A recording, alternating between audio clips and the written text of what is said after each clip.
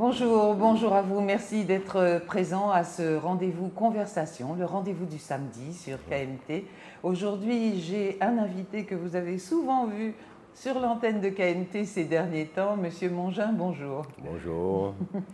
Merci d'être là, Ouais, encore une fois. Vous avez été reçu par le tribunal de nous-mêmes. Ouais. Vous avez été reçu par Robert Saé jeudi dernier.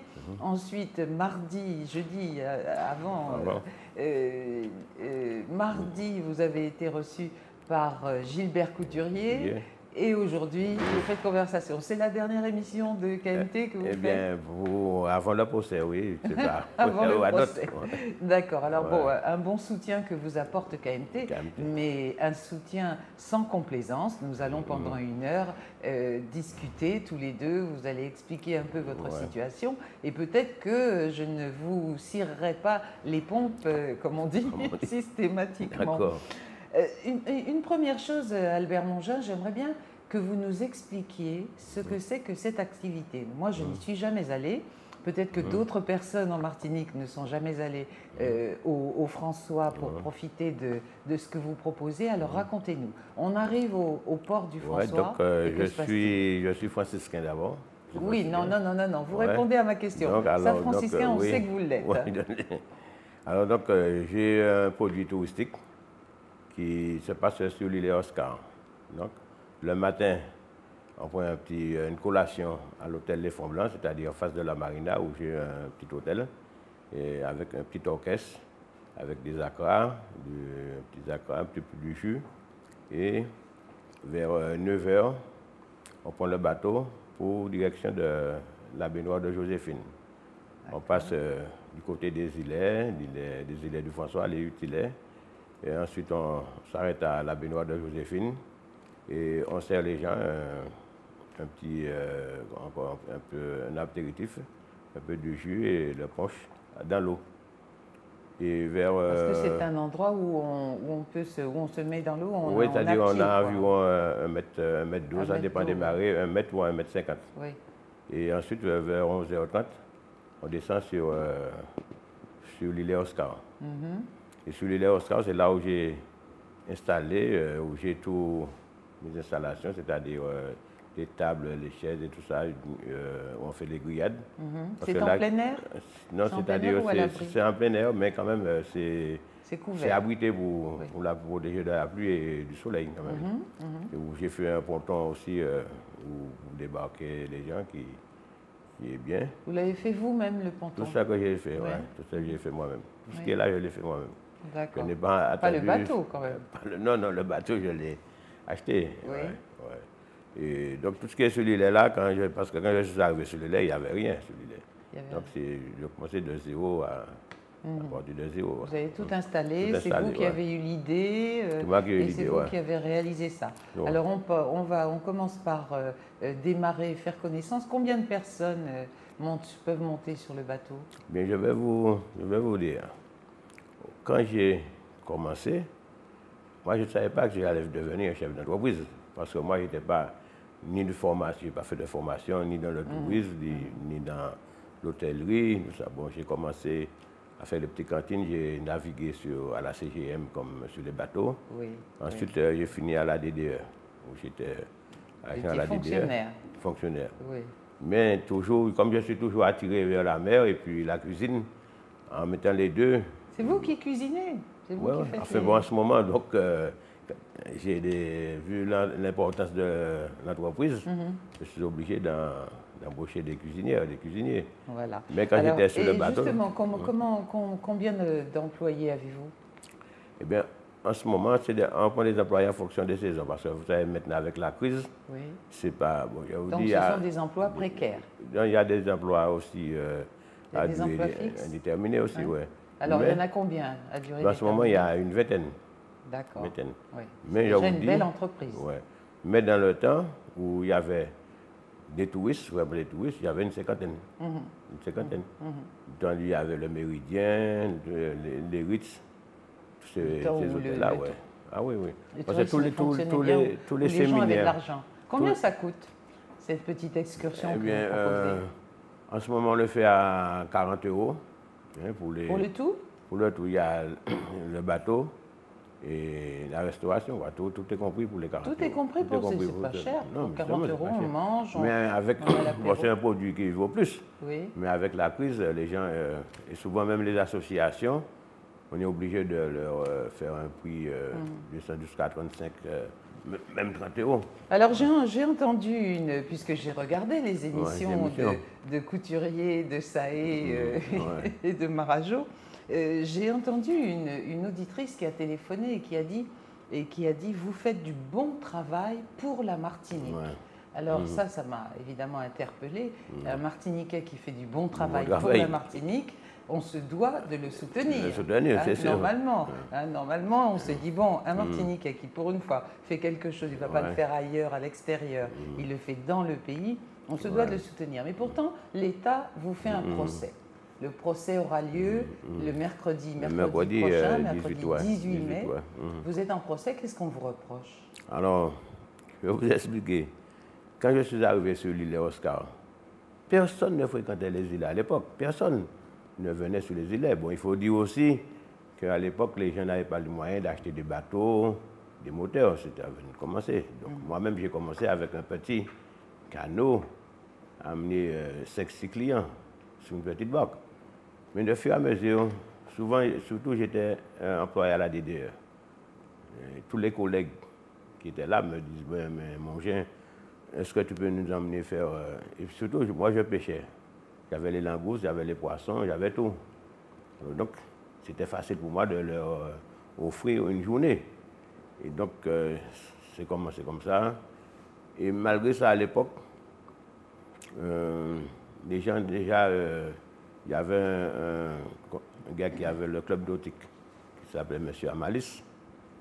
Il disait que il écrivait souvent à la direction, c'est-à-dire à la DDE, mon chef de service, pour lui dire que je faisais la concurrence. C'est-à-dire le samedi et le dimanche, je faisais des sorties pour les collègues. Et le lundi matin, j'arrivais, mon chef de service m'appelait toujours pour me dire, bon, monsieur Mongin, le préfet m'a envoyé un courrier en disant que je fais la concurrence aux restaurateurs. Alors finalement, un beau jour, il m'a dit, il faut faire un choix. Alors donc, ce que j'ai fait un choix. J'ai fait un courrier, j'ai adressé à mon chef de service, j'ai dit voilà, je prends 6 mois de disponibilité pour me lancer, puisque ils disent que je fais 2 emplois, donc je vais leur faire voir que je peux faire autre chose. Et c'est de là que j'ai pris une disponibilité de 6 mois. Et puis tout de suite, on dirait que c'est ça que les tours opérateurs attendaient. Tout de suite. Ça a fonctionné tout de suite, ça a pris. J'ai même pas eu le temps de m'installer.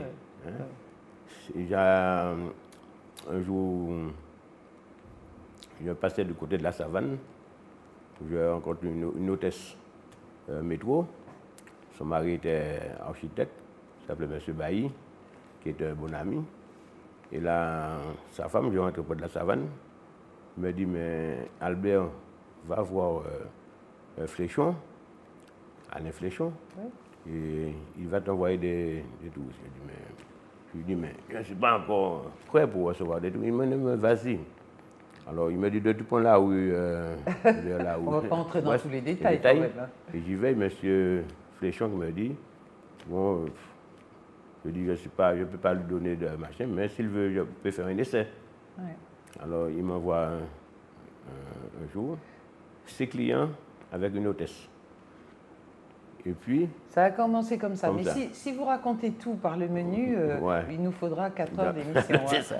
Alors donc, on est arrivé. Monsieur Mongin. D'abord, donc on est arrivé, puis on a amené ces 6 clients.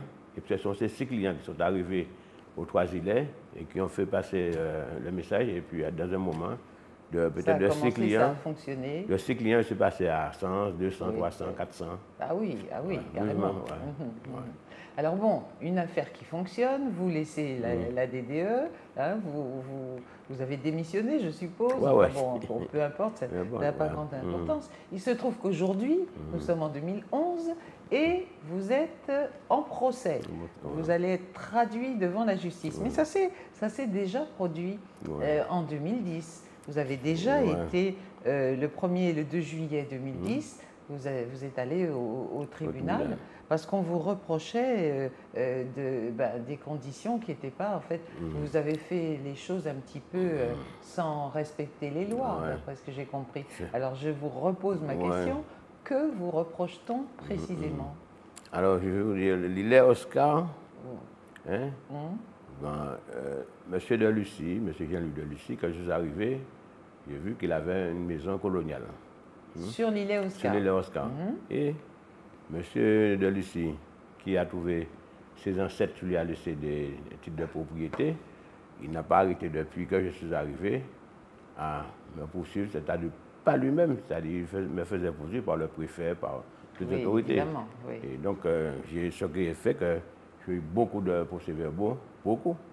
Hein, mais lui, il a eu un procès, justement, l'État a récupéré cet îlet, parce qu'il prétendait au départ que cet îlet lui appartenait. Or, les îlets sont la propriété de l'État français. Maintenant, il a été en cassation, il a perdu. Voilà, il a perdu. Donc, mais pendant les 27 années, mais il m'a ruiné pendant les 27 années. Il vous a Ah, il m'a ruiné, parce qu'il m'a donné tout.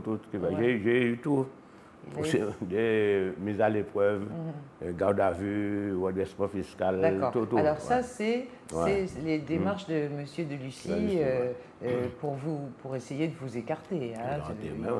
Il voulait pouvoir profiter de l'îlet tout seul. Je crois que c'est ça. Mais qu'est-ce que l'État vous reproche? Le 18 mai, vous serez devant le tribunal.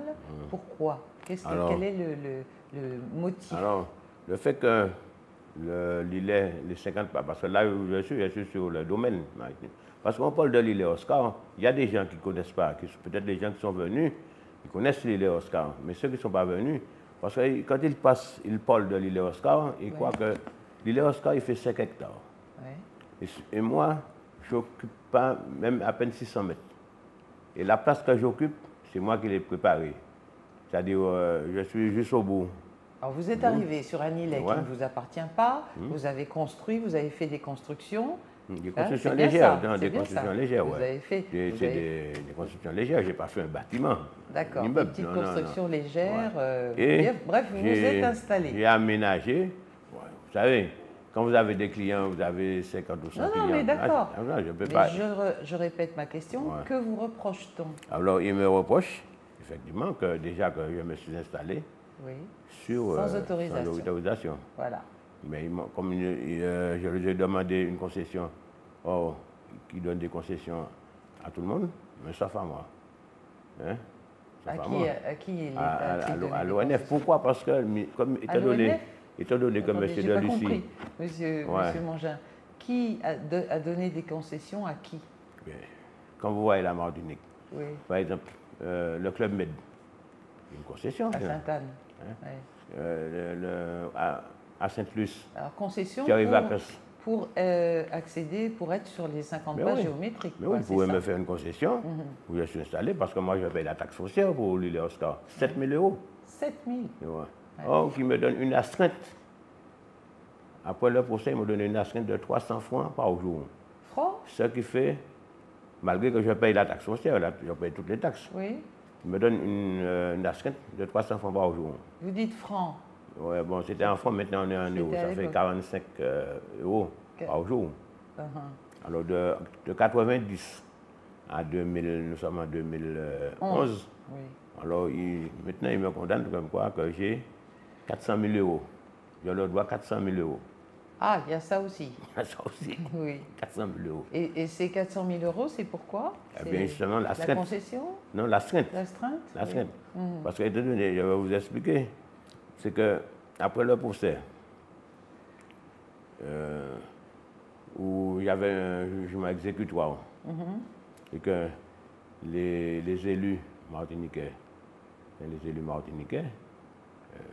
je peux vous citer M. Désiré, du Marin, il y avait M. William et puis M. Philippe Saint-Cyr, qui étaient mes avocats. Vos avocats? Ils sont montés au créneau, ils ont écrit au ministre, tout ça, comme quoi qu'il y a une activité touristique qui est installée sur l'île Oscar François, qui crée des emplois. Et alors donc, il y a un jugement. Et donc, le ministre, il a envoyé un courrier pour le préfet. il a dit au préfet, il n'y a pas question que vous démontez enfin, les installations de M. Mongin.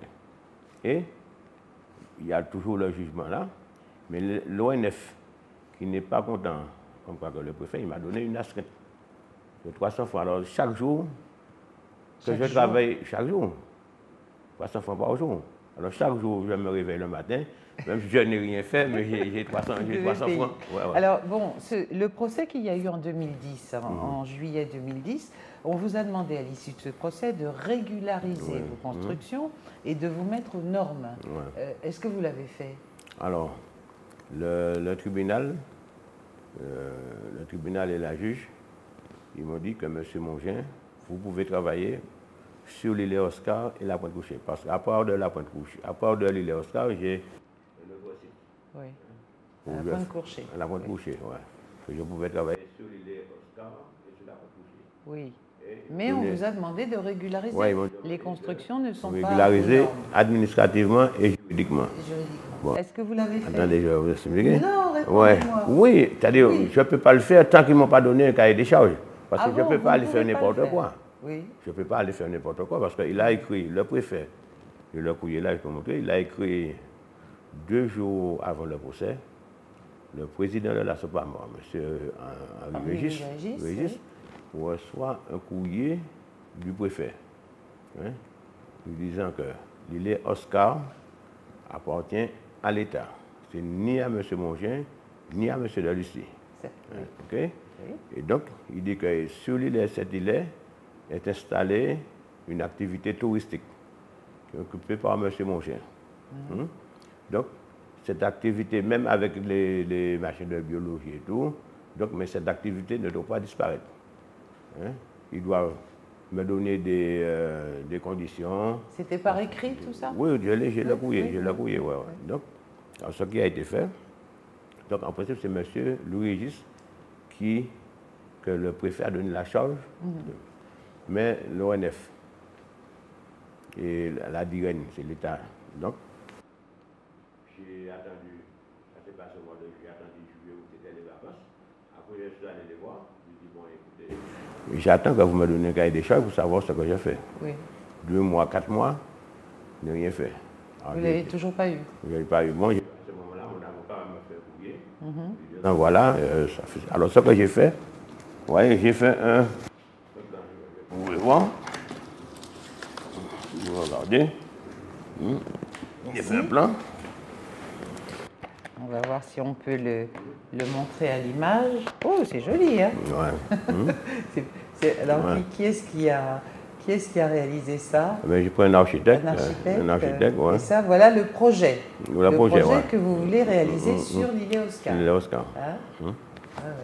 Et alors, est-ce que vous pouvez le faire? Est-ce que vous avez les autorisations nécessaires? Et puis? Est-ce que vous avez les autorisations nécessaires pour réaliser ça? Alors, c'est les autorisations. Alors, donc, j'ai envoyé les plans. Ça, j'ai fait sonder par un architecte aussi, agréé devant le. Bon, bref, vous avez un projet qui respecte les normes, les normes et tout, ça a été fait par l'environnement et tout. Qui respecte l'environnement. Vous avez des toilettes, parce que bon, on a déjà entendu ça dans toutes les émissions, que les déjections sont déversées dans la mer. C'est pas bon, ça. Oui, ça, c'est pas bon. Alors, est-ce que vous avez prévu des WC chimiques? Sur le projet, il y a tout. Il y a tout. Vous avez des panneaux solaires pour l'énergie? Il y a tout ce qu'il faut? Le fait qu'ils acceptent. Et le bruit. Le bruit. Il paraît que ça fait du bruit. C'est ça qui fait du bruit. Vous savez, quand les touristes viennent en Martinique, ils viennent pour s'amuser. Oui. Danser, chanter. C'est ce qui fait la réputation, c'est ce qui fait ma réputation. Oui. Je vous dis en ce moment-là, j'ai des clients qui sont venus il y a 25 ans et qui comptent le nombre de fois qu'ils sont déjà venus, le nombre de personnes qu'ils ont déjà amenées, toute la famille, les petits-enfants et tout. Oui. C'est un cachet pour. Mais c'est une entreprise qui marche très très bien, ça suscite des jalousies, non? Oui, c'est sûr, partout. Voilà, il y a des gens qui disent, Mongin, il était pêcheur. Et mais mais quand même, il y a de la place pour tout le monde. Il y a de la place pour tout le monde. Pour tout le monde, mais oui. D'accord. Parce que quand j'ai commencé, j'étais le seul. Pour maintenant, tous les petits pêcheurs qui travaillaient, parce qu'au départ, j'ai commencé avec des petites barques. Oui. Il y avait peut-être une quinzaine de pêcheurs qui faisait la navette pour moi. Bon, maintenant que j'ai des gros bateaux, mais tous ces pêcheurs, ils continuent à faire des petites balades. Oui. Vous comprenez, quand même, ça a Voilà, créé... c'est ça, tout le monde peut en profiter. Mais oui. Même à Sainte-Anne, il y a M. Doré. Alors, qu'est-ce qui se passe? Puisque vous avez un projet qui a l'air bien ficelé, qui a été préparé par un professionnel, qu'est-ce qui manque et quels sont... Répondez d'abord à cette question-là. Ouais. Qu'est-ce qui manque? Qu'est-ce qui ne va pas? Qu'est-ce qui ne suffit pas? Le projet que j'ai présenté, j'ai fait en 14 exemplaires. Oui. J'ai même envoyé pour le président de la République. J'ai envoyé pour la ministre de l'Outre-mer, le ministre du Tourisme. Et j'ai envoyé pour tous le préfet, le sous-préfet. J'ai donné à Karine, la présidente de l'Office du tourisme. Oui, oui. J'ai donné aussi au président du conseil régional. Enfin, j'ai envoyé 14 pour leur donner le projet. Parce que dans ce projet, peut-être que vous n'aurez pas le temps de prendre lecture, je vais vous donner. Parce que j'avais organisé avec le rectorat une sortie pour 800 élèves. 800 800 élèves, sur 2 jours. Hein. Vous avez... Ah bon, d'accord. Oui, sur 2 jours. Oui. Le recteur m'avait... Vous allez prendre juste... Non, mais... Attends, je vais montrer juste une phrase. Regardez ce que le recteur m'a envoyé. Lisez là seulement la première. La première fois seulement? Oui, enfin là, oui. Alors, je vous... peu importe. Vous avez été agréé. Ouais. Je ne peux pas lire, je n'ai pas mes lunettes. Ah, vous n'avez... Ouais, je peux lire pour vous. Mais... Ouais. Alors, je vous dis pour vous. J'ai bien reçu votre télécopie en date du 12 mai 1997, par laquelle vous m'informez de votre intention d'offrir à 800 enfants une promenade en bateau dans la baie du François. Oui, mais ça, c'est pas ça qui nous intéresse. Ouais. Qu'est-ce qui s'est passé? Il était satisfait? Alors j'informe dès aujourd'hui les établissements impliqués dans un projet d'éducation à l'environnement de la possibilité qui leur est offerte. J'ai pris bonne note que vous souhaiterez sensibiliser plus particulièrement les enfants du François, commune dans laquelle vous exercez votre activité touristique. Je demande aux directeurs d'école, aux enseignants, de prévoir les transports. Dans le cadre de cette visite, vous voudrez bien me confirmer de retour les dispositions nécessaires relatives au marché. Vous voyez? Ok. Alors monsieur Mongin, monsieur le recteur vous dit qu'il envoie des élèves dans le cadre de l'éducation à l'environnement. Justement, on vous reproche de l'abîmer, l'environnement. Ce qui semble bizarre puisque vous êtes soutenu par une association écologique, par la Sopamar. Et il paraît qu'il y a dégradation de l'environnement avec votre activité. En quoi est-ce que vous dégradez? Qu'est-ce que vous faites? Est-ce que vous, comme je vous ai dit, un îlet qui fait 5 hectares, j'occupe 600 mètres. Oui. Est-ce que vous pensez que les 600 mètres que j'ai qui dégradent toute l'îlet? Ah non, moi je n'ai rien à penser. Simplement, c'est ce qu'on vous reproche. Hein. Je ne l'ai pas inventé. Vous devez vous mettre aux normes de protection de l'environnement. Donc ça veut dire que vous abîmez l'environnement. Est-ce que vous avez conscience de ça? L'environnement, quand vous regardez... C'est important l'environnement. Quand vous regardez la Martinique, hein, vous partez du François, vous faites le tour de la Martinique. Quand vous regardez le Vauclin, où M. Aucollier a bétonné tout le bord de la mer. Hein. Quand vous allez au Marin, pour voir M. Jean-Joseph, M. de Lucie, près d'un hectare, M. Jean-Joseph, il a cassé pour la mangrove, il fallait voir ça. C'est un crime. On sait très bien que... Mais les autorités, ils ferment les yeux. Mais étant donné que Albert Mongin... C'est ce que dit Henri Régis, il y a 2 poids, 2 mesures. 2 poids, 2 mesures. Oui. Mais il n'empêche, monsieur Mongin, que si vous avez le souci de l'environnement, vous n'avez pas besoin de regarder que les autres font pire que vous. Essayez de vous mettre, être irréprochable. Est-ce que c'est possible? Mais si des gens qui ont appelé, si mon produit... n'était pas. Vous pensez que les gens appelaient en ma faveur? Hein? C'est-à-dire, depuis les 3 émissions, il y a malheureusement beaucoup et même sur la radio, il n'y a pas. Hier, la dernière émission que j'ai fait avec Gilbert Couturier. Gilbert Couturier, oui. Je n'ai même pas eu le temps de parler 10 minutes, parce que tellement qu'il y avait des appels. Hein? Il n'y a pas pas un appel. Et puis surtout, Henri Louis-Régis a beaucoup parlé. A beaucoup parlé. J'ai regardé l'émission. Ouais, vous voyez. Alors, donc, quand vous regardez tout ce qui s'est passé autour de la Martinique, et puis tout ce que j'ai fait, c'est pas pour moi personnel. Monsieur Mongin, c'est pas ça que je vous Oui. dis. Bien sûr que c'est pour vous, Ouais, c'est pour que vous puissiez vivre, et c'est normal.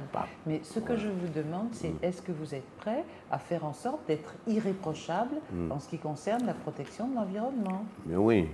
Oui. Ce qu'ils me reprochent, et ce qu'ils veulent, c'est que tout ce que j'ai fait depuis 30 ans, que du jour au lendemain, ils veulent me... Le détruire. Ça ne va pas se faire. Mais c'est pas possible. Mais c'est ça qu'ils veulent. Alors, vous voyez, j'ai une activité avec le mois de juillet. Juillet, c'est le moment où tous les gens viennent de France, toute la famille et tout ça, qui sont habitués à venir. Et puis, vous me dites que vous mettez 2 bennes à ma disposition à la marina du François. Allez, dégagez. Et puis dégager. Oui. Et puis mais laissez le cordon. Oui, mais moi ce que j'aimerais, nous savons tout ça et vous êtes largement soutenu par le peuple martiniquais, c'est évident. Mais et d'ailleurs, je précise, je le redirai à la fin de l'émission, mais je précise que le jour du procès, il y aura un départ de tout le monde de la maison des syndicats. Et puis une petite marche jusqu'au tribunal. Le départ se fera à 7 h du matin, de manière à y aller tranquillement. Et qu'à 8 h, vous soyez devant vos juges. C'est le rendez-vous qui est donné à tous ceux qui souhaitent soutenir M. Mongin, et ils sont nombreux. Mais moi, ce que je voudrais, parce que ça, bon, on sait que vous êtes largement soutenu, on en parle encore, mais ce que j'aimerais savoir, c'est si vous allez vous mettre de manière à être irréprochable, je le répète. Par exemple, on vous reproche d'avoir dégradé un site classé. Il paraît que c'est un site précolombien. C'est-à-dire qu'on a découvert des objets amérindiens sur cet endroit. Si vous avez par exemple un chien où vous dites qu'il est méchant, vous qui veut noyer son chien, l'accuse de la rage. Oui, exactement. Bon, donc alors, voilà. Donc il y a des choses qui sont des mensonges. Alors donc, revenant à un jour, j'arrive sur l'îlet, je vois 2 Anglais, enfin j'étais 2 Anglais qui sont là, juste au endroit où je sers mes repas, avec 2 pioches, et puis ils sont en train de fouiller. J'ai dit, mais qu'est-ce que c'est? L'îlet fait 5 hectares, et c'est là où je suis en train de faire mon repas. C'est là qu'il y a de... Vous cherchez... J'ai dit, mais non. J'ai dit, excusez-moi, mais vous débarrassez tout de suite. Oui. Vous n'allez pas je ne sais pas, monter sur le monde. Hein? Oui. Alors, c'est M. de Lucie qui dit, mais alors à ce moment-là, une fois que... C'est pas quelque chose... Ils ont enlevé peut-être une 50aine de coques de lambi. C'est ça qu'ils ont enlevé. Quels sont vos rapports avec M. de Lucie? Eh bien, M. de Lucie... C'est quoi son prénom? C'est Jean-Louis. Jean-Louis de Lucie, voilà, plutôt que dire. Eh bien, comme il dit, Albert, c'est mon ami. Ah bon? Oui. Albert, c'est mon ami. Eh bien, il faut pas... lui, c'est votre ami? Eh bien, c'est ça qu'il dit. Parce qu'il dit, il ne faut pas confondre... Est-ce que vous dites Jean-Louis de Lucie est mon ami? Je ne peux pas dire que c'est mon ami. Du tout. Parce qu'il a dit, il ne faut pas confondre professionnel et puis personnel. Et privé. Privé, c'est ça. Alors donc, les affaires, c'est les affaires. Même si on se connaît tout ça là, donc, mais les affaires, c'est les affaires. Alors, tant qu'il peut trouver pour comment dirais-je, m'éliminer, il va essayer. Donc, alors, c'est moi à me défendre. Mais enfin, vous parlez avec lui, vous avez des échanges. Et qu'est-ce qu'il veut, lui? Il veut l'îlet pour lui tout seul? Mais actuellement, comme maintenant, avec, il y a eu... il est comme moi maintenant. Maintenant, il est comme moi. Oui, il est comme moi. Il est comme vous, c'est-à-dire que... non, il n'a pas de priorité sur l'îlet. Oui. Il a sa baraque là. Il a sa maison d'hôte. Et alors, d'après ce que j'ai entendu dire, les gens qu'il reçoit viennent pour trouver le calme, etc. Et donc, votre activité qui est bien martiniquaise, c'est-à-dire qu'il y a de la musique, on chante, on danse, parce qu'il avait la ça grange. le gêne. Il avait la grange. Vous avez connu la grange au loin, mais oui, l'hôtel La Grange. Non. Ah bon? Un hôtel La Grange, et en même temps, il y a l'hôtel l'impératrice là-dessus sur l'île Oscar. Alors les gens faisaient une semaine là et une semaine sur l'île Oscar. Ah ouais, d'accord. Et donc, quand les gens arrivaient dans les journaux, ils disaient c'est l'île privée de vos rêves. Ah, sa publicité, la publicité, c'était ça. Ouais. Moi, je l'ai vu aussi, je l'ai vu dans les journaux. Et quand les gens arrivaient là, effectivement, ils voient l'île avec 200, 300 personnes. Des rêves un peu agités. Les gens disent non, non, pas question, vous me remboursez, et puis dommage, intérêt et tout.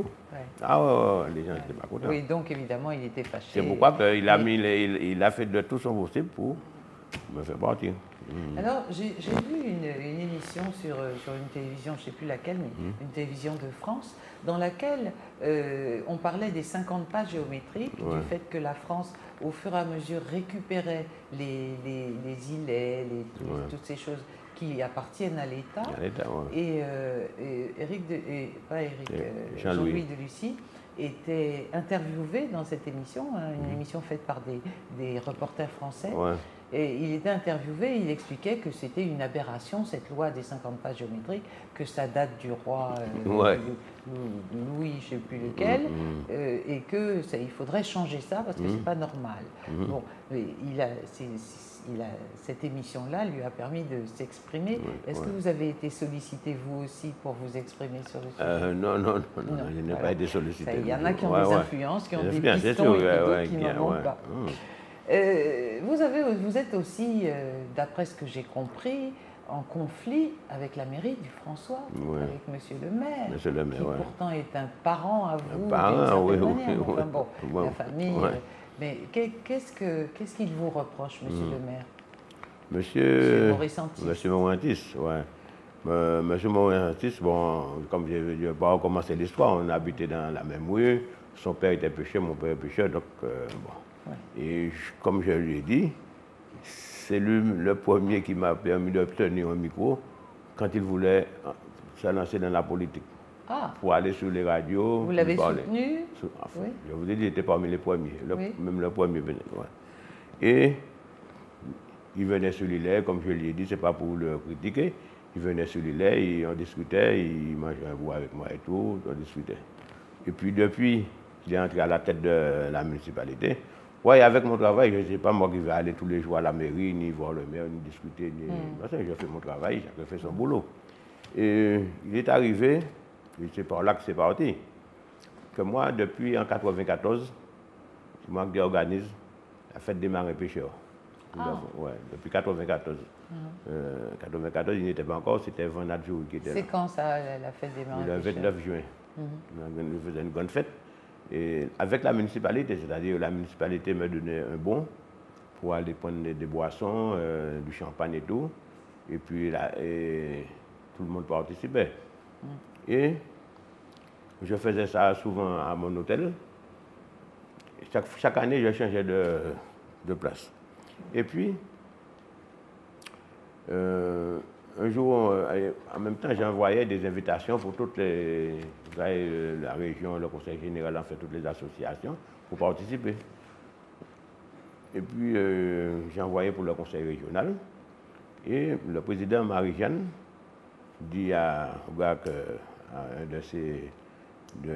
Mongin, je voudrais bien venir assister à la messe du marin pêcheur, mais s'il veut m'envoyer une invitation, parce que l'invitation que j'ai envoyée, c'est pour tout le machin, mais une invitation personnelle. Ce qui a été fait, j'ai donné au gars, lui apporté une invitation. Et le jour où j'ai mis 2-3 bateaux, ce jour-là, j'ai fait la fête sur l'île Oscar. Et je vois arriver le président avec Mdel Carius, et puis encore peut-être 2, ils sont arrivés, la messe était à 9h, tout le monde était présent, on était peut-être près de 700 à 800 personnes. Sur l'île, on a fait la messe.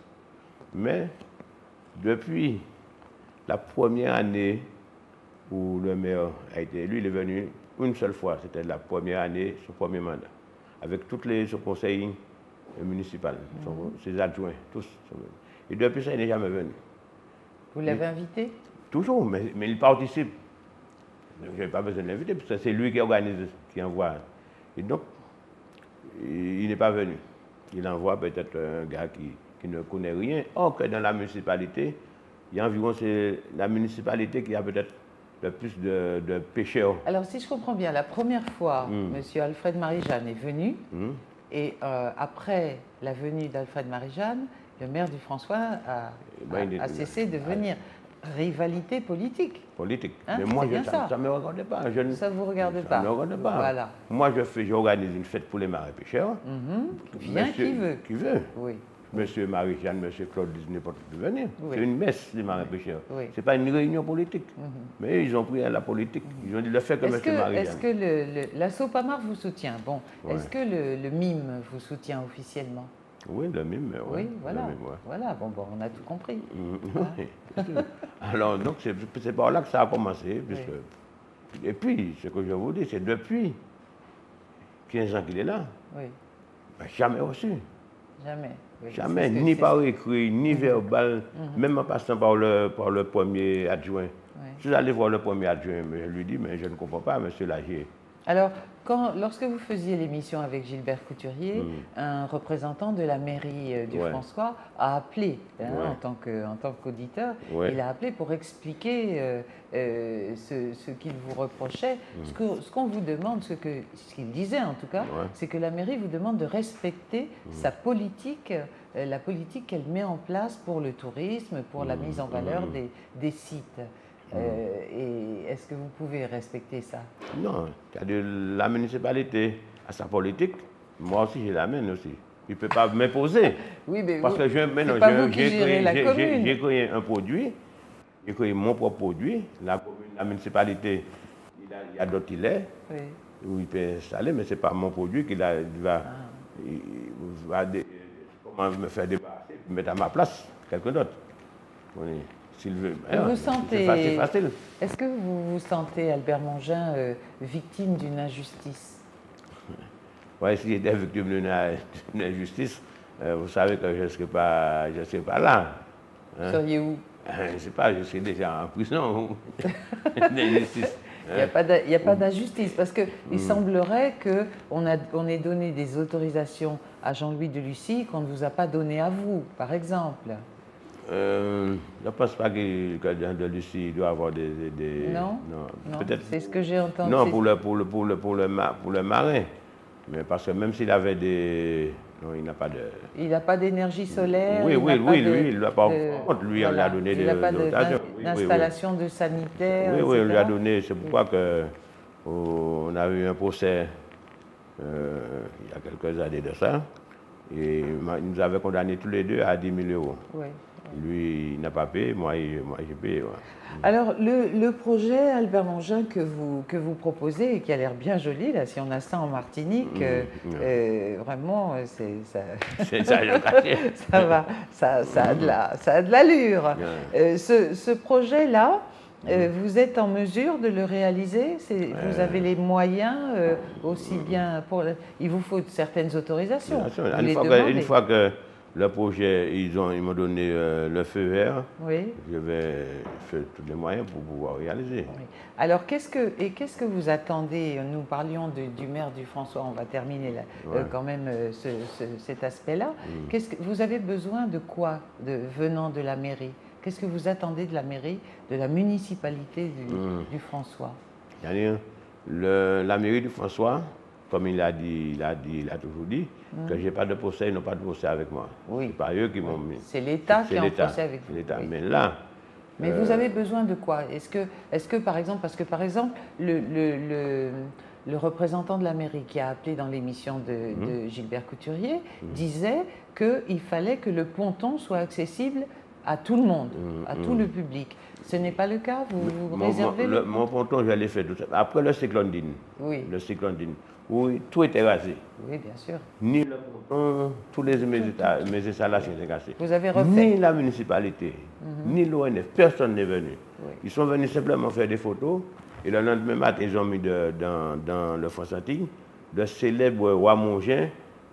C'est fini. C'est fini pour le célèbre roi Mongin. Hein? Le célèbre roi Mongin, il a tout reconstruit. Ça, ils ont mis dans le journal. Le célèbre roi Mongin, c'est fini parce qu'ils ont vu tout le ponton partir. Toutes les installations. Vous avez tout refait? Vous avez tout refait? Sans aucune aide de la mairie, de la mairie. Mais alors, ce ponton-là, c'est celui-là dont le maire demande que tout le monde puisse y avoir accès. Mais tout le monde part, tout le monde, je n'ai jamais empêché quelqu'un de alors que c'est vous qui l'avez construit. C'est moi qui l'ai fait tout seul. Qu'est-ce que la mairie doit faire pour vous, la municipalité du François? Qu'est-ce qu'elle doit faire pour vous aider? Vous attendez quoi d'elle? Eh bien là, si, par exemple, parce que moi j'ai fait un projet. Et une fois que je leur ai donné tous un projet, à ce moment-là, eux, ils ne veulent plus mon projet, mais ils m'ont dit qu'eux, ils ont un projet. Ah, c'est ça. C'est ça. Moi, maintenant, ils m'ont dit que mon projet n'est pas bon. C'est eux qui font le projet. Et donc, ils veulent absolument... Ah, je ne savais pas ça. Ah ouais.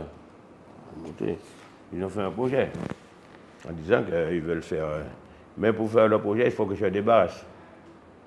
Alors, vous vous rendez compte que le mois de juillet, août, je vais emmener mes clients à la baignoire de Joséphine et puis que je vais leur donner à manger dans le restaurant. Oui. À terre. Vous voyez, c'est vraiment n'importe quoi. Vous avez un gros combat à mener là. Alors, je rappelle à toutes celles et ceux qui veulent soutenir Albert Mongin que le rendez-vous, c'est à 7h à la Maison des Syndicats, mercredi 18 mai, à partir de 7h à la Maison des Syndicats, et puis tout le monde marchera, accompagnera Albert Mongin au tribunal et restera pour le soutenir, je suppose. Je pense, je vous souhaite qu'il y ait beaucoup de monde. Vous êtes inquiet? Ah, non, je ne suis pas inquiet. Mais vous êtes confiant? Si je faisais quelque chose de mal, je ne suis plus inquiet, mais je sais que les gens qui m'ont connu depuis des années, ils savent ce que j'ai fait. Et je suis fier quand même de voir quand les gens appellent, que les gens, ils ont gardé un bon souvenir. Je crois qu'on dit que les gens sont jaloux, les gens sont, mais on sent qu'il y a des gens qui... Qu'est-ce qu'elle dit de tout ça, Karine Roy-Camille, la responsable de la région du tourisme? Ouais. Elle est venue sur l'île. Oui. Ils viennent à côté, c'est-à-dire chez De Lucie, mais pas chez moi. Ah! Ils vont venir chez De Lucie, mais pas chez moi. Vous en avez parlé avec elle, puisque j'ai pas eu l'occasion. Elle encourage les Martiniquais qui ont des initiatives. C'est des petits clans, c'est des petits clans, mais c'est quand ils sont en difficulté, ils cherchent à vous inviter à venir pour dire, mais une fois que le tourisme maintenant est déjà parti à la traîne maintenant, c'est plus facile de redresser maintenant. Est-ce que c'est une affaire martiniquais noir contre martiniquais béquet? Je veux dire que ce que je dis, la Martinique ou Martiniquais, c'est qu'il ne faut pas attendre sur des Européens pour venir développer pour nous la Martinique. Oui, bien sûr. C'est que c'est chacun, c'est pas ni les RMI ni les fonctionnaires qui vont développer. Mais si les fonctionnaires se groupaient ensemble pour aider les plus faibles, créer des petites entreprises ça allait marcher. Mais personne, maintenant, les gens ils disent, moi je suis fonctionnaire, j'ai ma paye, j'ai ma villa, j'ai ma voiture, j'ai mon bateau. Tant pis pour les autres. Chacun pense à soi. C'est l'individualisme. Mais tandis que moi, j'aurais pu avoir un train de vie d'opulence. J'aurais pu avoir un gros bateau, un yacht. Mais non, mais moi je préfère. Tous les bateaux que j'ai, c'est des bateaux au commerce. C'est des bateaux à n'importe quel moment qui rapportent. J'ai un hôtel, je loue des salles de réception et tout. Et je suis l'île Oscar, c'est une activité qui rapporte. J'ai la pointe couchée. Je loue pour des anniversaires. Tout ce que j'ai, c'est pour l'économie. C'est pour la Martinique. Pour la Martinique. Pour le pays. Alors quand on me dit qu'on me critique, c'est des... Ouais, c'est un plus. C'est un plus. Si, comme disaient des gens, s'il y avait une centaine de personnes comme moi qui essayaient de le faire, on aurait avancé. Mais les gens, ils sont là, ils disent, moi, tant pis. Tant pis, ils ont leur maison, leur voiture, tant pis pour les autres. Non, c'est pas comme ça. Il faut que vous... Il y a des gens qui ont 3 salaires. Il y a des gens qui touchent 3 salaires. Et ils n'ont même pas un garçon et une servante. Parce qu'ils ont tout leur argent, mais ils ne veulent pas. Leur argent, c'est pour eux. C'est pas eux qui vont... Qu'est-ce que vous souhaitez? Vous souhaitez pouvoir réaliser votre projet, faire travailler des Martiniquais? Mais oui. Je vous dis, il y a un moment, j'avais une directrice. J'ai un expert comptable, des cuisiniers, des tout. Il y avait une cinquantaine. Bon, il faut dire, à l'époque, je faisais des bons chiffres d'affaires aussi. Il y avait, mais pas maintenant. Ouais. Ils n'ont rien fait pour leur tourisme, ils n'ont rien fait. Les Martiniquais, je veux dire, les gens du pays eux-mêmes, ils viennent beaucoup. Beaucoup, oui. Ah, oui. Qu'est-ce qui vient le plus? Des touristes étrangers ou... Toutes les associations de troisième âge. Ah oui. De Grand-Rivière jusqu'à Sainte-Anne, en passant tout Fort-de-France, ils sont tous passés chez moi. Les colonies de vacances, les centres aérés, au mois de juillet, c'est les centres aérés, c'est les colonies de vacances. J'ai même reçu des colonies de vacances de Saint-Pierre-et-Miquelon. Wow! Saint-Pierre-et-Miquelon. Oui. Hein? C'est pour dire que... Oui. Vous faites de la publicité à l'extérieur? Vous avez un réseau de... Non, c'est-à-dire... comme j'ai travaillé beaucoup avec les tours opérateurs, oui. L'opérateur, c'est eux qui étaient réceptifs, c'est-à-dire avec Fléchon. À l'époque, j'avais 6 ou 7 tours opérateurs, donc je suis connu mondialement, oui, puisque vous avez les Allemands, les Suisses, toute nationalité. Ouais. Ben, écoutez, Albert Mangin, je pense qu'on a tout dit. Ouais. Vous souhaitez évidemment que le peuple martiniquais en masse vienne vous soutenir et dire nous voulons que Albert Mangin continue son activité, continue à faire honneur à notre pays. Hein, et je pense que la première chose, je crois que la chose la plus importante, c'est que nous soyons fiers qu'un Martiniquais ait réussi comme ça et puis le fasse pour son pays, évidemment pour lui aussi, c'est normal, pour lui, pour sa famille, pour ses proches, mais aussi, ça valorise notre pays. Alors, Monsieur Mangin, respectez la nature, respectez l'environnement, que l'on ne nous dise plus qu'il y a du caca qui va dans la mer, hein, et puis continuer et qu'on en parle dans le monde entier, hein, c'est ça. Qu'est-ce que vous avez envie de dire pour conclure? Non, mais je dis que s'il faisait le tour de la Martinique, hein, de partir de l'île Oscar, faire le tour de la Martinique, ils auraient vu que ce n'est pas Albert Mangin qui pollue. Parce que comme je l'ai dit... Non, mais on sait très bien.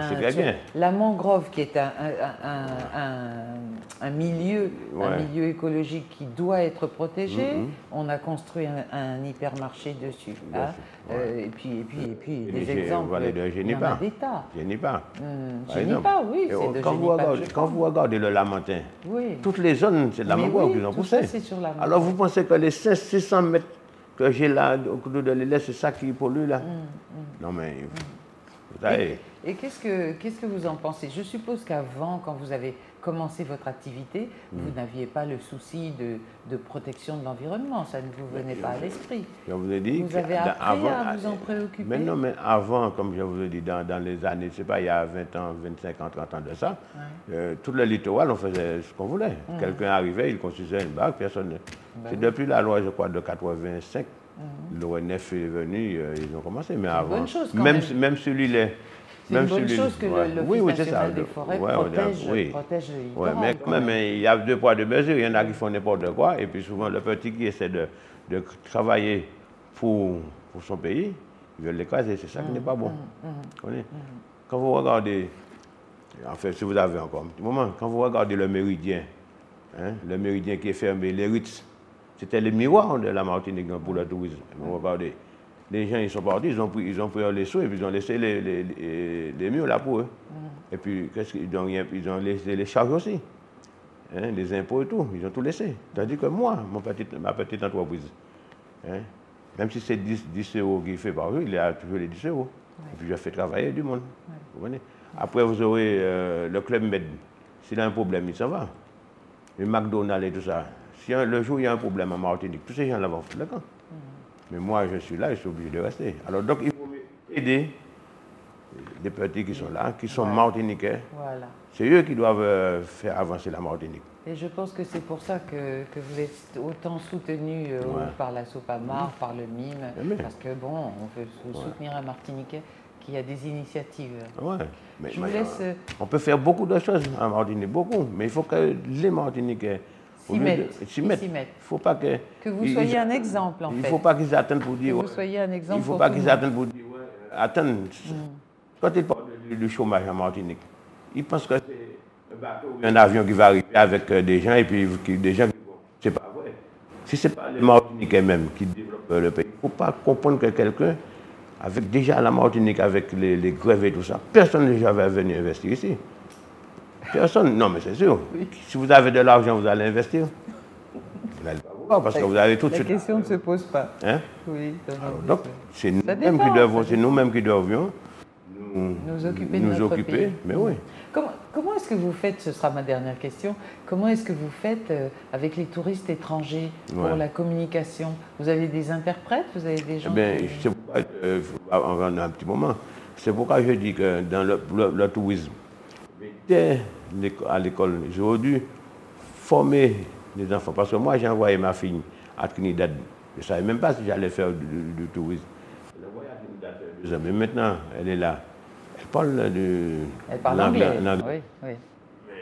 Mais si on veut faire du tourisme, l'allemand, envoyer les gens. Mais non, à l'école, il faut apprendre le créole à l'école. Jamais. Oui. Attends, je vous dis plus. Vous n'êtes pas d'accord pour qu'on apprenne le créole à l'école? Je vous dis plus. On va se fâcher là. Je vous dis plus. Les cours d'adulte, il y a un moment dans les communes, même le François faisait les cours du soir. Oui. Maintenant, c'est à Terre-Saint-Ville. Moi, je suis allé à Terre-Saint-Ville. Tout grand, je suis allé à Terre-Saint-Ville. Oui. Hein? Même dans les communes, le soir, toutes les jeunes qui sont là dans les rues apprenez-leur un peu d'anglais. Oui, mais encore faudrait-il qu'ils veuillent.